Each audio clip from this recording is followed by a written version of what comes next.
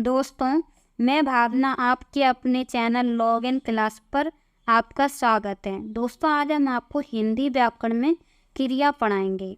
दोस्तों, हिंदी व्याकरण से बहुत सारे प्रश्न हमारे कॉम्पिटिटिव एग्जाम्स में हमें देखने को मिलते हैं। इसी से रिलेटेड हमने आपको संज्ञा, सर्वनाम, विशेषण की और भी बहुत सी क्लासें हिंदी व्याकरण में पढ़ाई हुई हैं। अगर आपने क्लास नहीं देखी है तो चैनल पर विजिट करके जरूर देखिएगा। और आज की क्लास हम पढ़ते हैं क्रिया। क्रिया किसे कहते हैं? जिस शब्द से किसी कार्य के करने या होने का बोध होता है उसे क्रिया कहते हैं। जैसे हम कोई भी कार्य कर रहे हैं और हमें महसूस हो रहा है कि वो हो रहा है, तो वो क्या है? क्रिया। क्रिया का मूल रूप धातु होता है ना। धातु में प्रत्यय ना लगाकर हम क्रिया का निर्माण करते हैं। जैसे पढ़ एक धातु ने ना प्रत्यय लगा दिया, पढ़ना बना लिया क्रिया, है ना। रह एक धातु ने ना प्रत्यय लगा दिया तो हमने रहना क्रिया बना लिया। अब आगे धातु के दो भेद होते हैं। पहला, मूल धातु, यह किसी अन्य शब्द पर निर्भर नहीं रहती, मतलब इसका जो अस्तित्व है वो स्वतंत्र होता है। जैसे जा, ला, पी, कह आदि, है ना। दूसरा, यौगिक धातु, यह मूल धातु में प्रत्यय लगाकर संज्ञा और विशेषण प्रत्यय लगाकर निर्माण होती है। मूल धातु में प्रत्यय लगा दिया, संज्ञा विशेषण में प्रत्यय लगा दी तो इसकी रचना हो जाती है। जैसे उठना में उठ एक धातु ना प्रत्यय लगा दिया तो उठना बना लिया, है ना। लतियाना में लात क्या संज्ञा शब्द है, इसमें आना प्रत्यय लगा दिया तो लतियाना बना लिया हमने। है गरमाना में गरम क्या है? विशेषण, इसमें आना प्रत्यय लगा दिया तो हमने गरमाना बना लिया। आगे देखते हैं। आगे है क्रिया के भेद।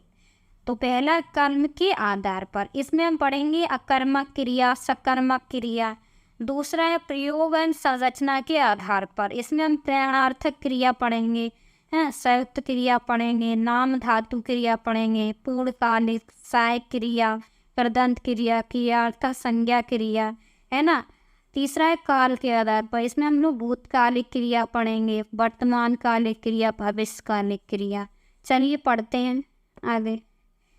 कर्म के आधार पर, तो अकर्मक क्रिया, वाक्य में क्रिया के साथ कर्म नहीं होता और उसका जो प्रभाव कर्ता पर सीधे पड़ता है। जैसे गीता खेलती है, तो गीता खेलती है तो इसमें वाक्य में कर्म नहीं है और गीता भी खेल रही है तो इसका गीता पर ही प्रभाव पड़ रहा है ना। लखन सोता है तो इसमें कर्म नहीं है ना। और जो सो रहा है वो लखन ही सो रहा है तो इसमें जो कर्म नहीं है, तो इस जो प्रभाव है वो लखनी पर ही पड़ रहा है, सीधे कर्ता पर पड़ता है। तो खेलती है, सोता है, इस वाक्य में अकर्मक क्रिया हो गई, है ना।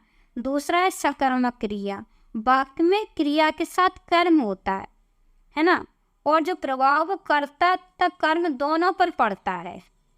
जैसे राधा भोजन पकाती है ना। तो जो राधा है वो भोजन पका रही, क्रिया कर रही, तो उस पर प्रभाव पड़ रहा है। और भोजन भी तो बन रहा है ना, तो भोजन को काट के छील के बनाए तो भोजन पर भी प्रभाव पड़ेगा।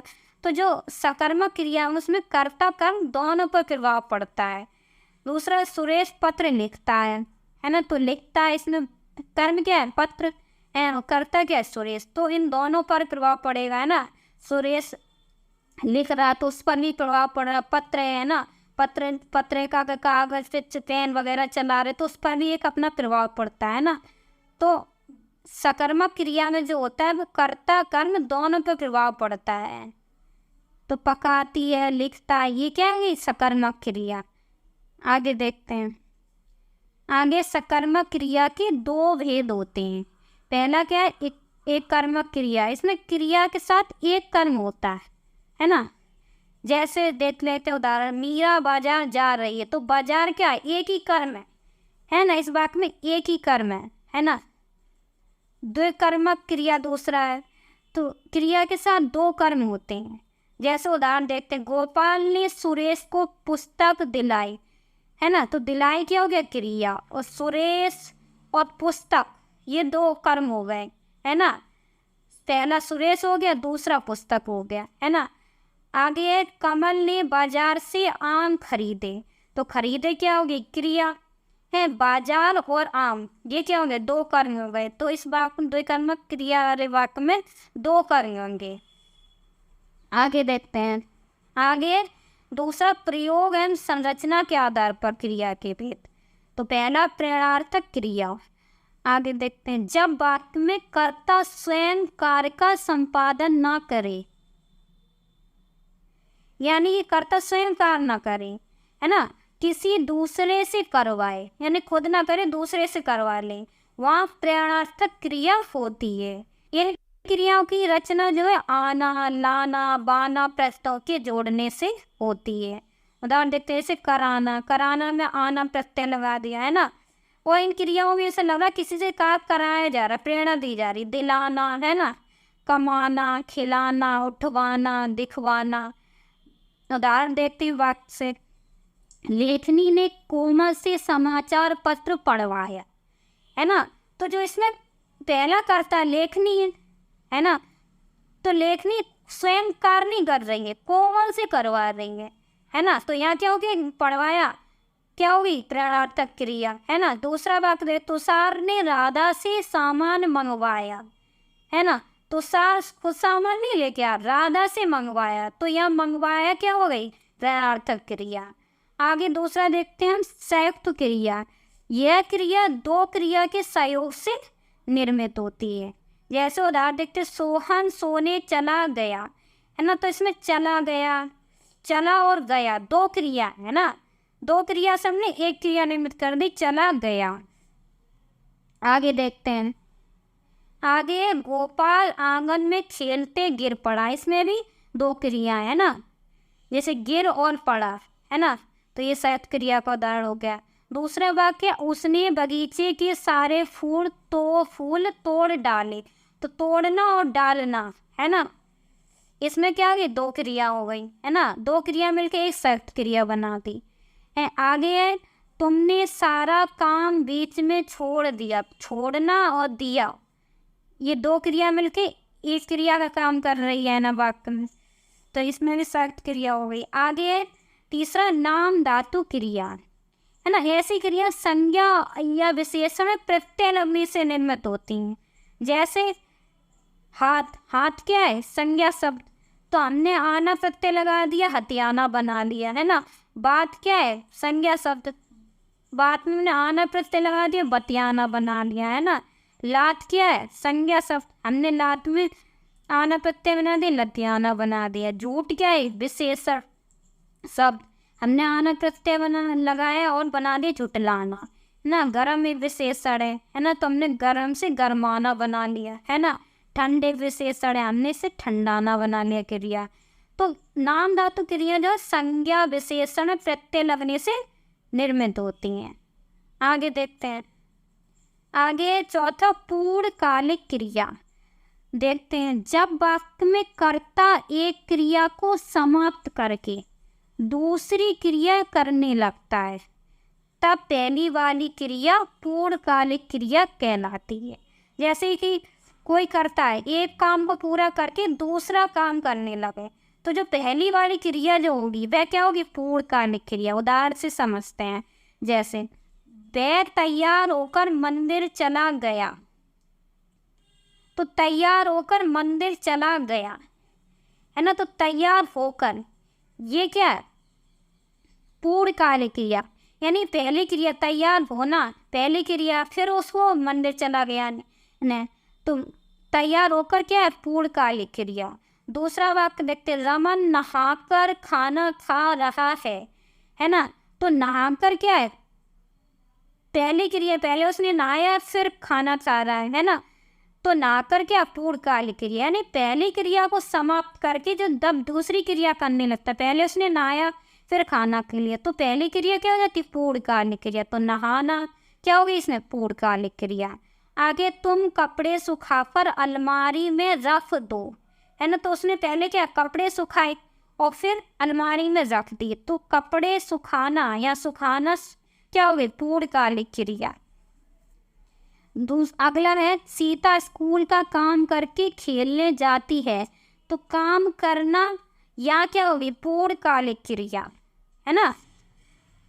आगे देखते हैं, सहायक क्रिया। यह क्रिया मुख्य क्रिया के साथ आकर अर्थ को स्पष्ट एवं पूर्ण करती है। उदाहरण देखते हैं, तुम घर जाते हो।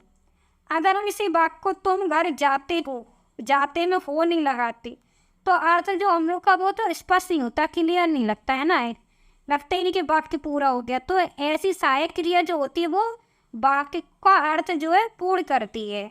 तो हो क्या हो गई इसमें, सहायक क्रिया।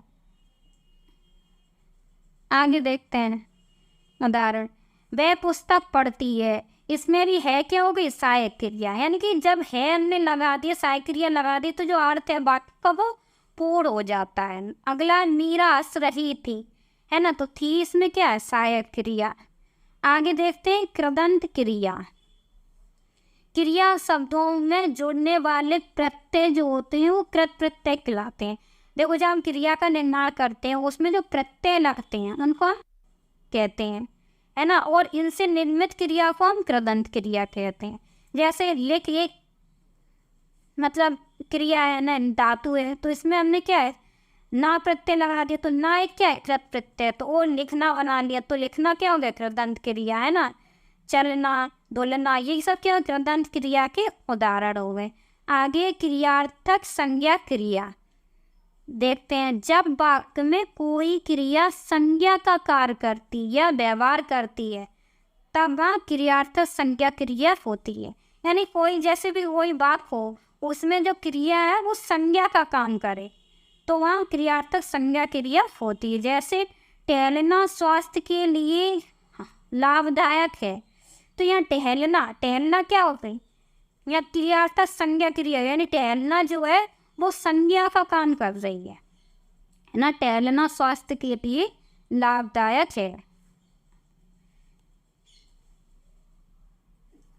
सॉरी, इसमें दो वाक्य आ गए, तो इसमें से देखा टहलना क्या हो गया, एक क्रियार्थक संज्ञा क्रिया। आगे देखते हैं, देश के लिए लड़ना बहादुरी का काम है ना, तो लड़ना क्या हो गया, यहाँ लड़ना संज्ञा का काम कर रही है ना, तो लड़ना क्या हो गया, क्रियार्थक संज्ञा क्रिया। आगे हम देखते हैं क्रियाविद काल के आधार पर। पहला है भूतकालिक क्रिया। इस क्रिया से बीते या पूर्व के समय में कार्य के संपन्न होने का बोध होता है, यानी कि हमने जो पहले समय में जो कोई कार्य किया उसके होने का बोध होता है, जैसे चला था, चली थे, चले थे, है ना। दूसरा है वर्तमान कालिक क्रिया, है ना, क्रिया के वर्तमान में होने का बोध हो, है ना, तो उसे वर्तमान कालिक क्रिया कहते हैं। चलता है, चलती है, चलते हो, तो इसमें क्या है, वर्तमान कालिक क्रिया। आगे भविष्यकालिक क्रिया, है ना, आने वाले समय में कार्य के होने का बोध हो, जैसे चलेगा, चलेगी, चलेंगे, है ना, तो ये सब क्या है, भविष्यकालिक क्रिया। दोस्तों, अगर आपको वीडियो पसंद आई है तो आप लाइक शेयर सब्सक्राइब कीजिए और थैंक यू।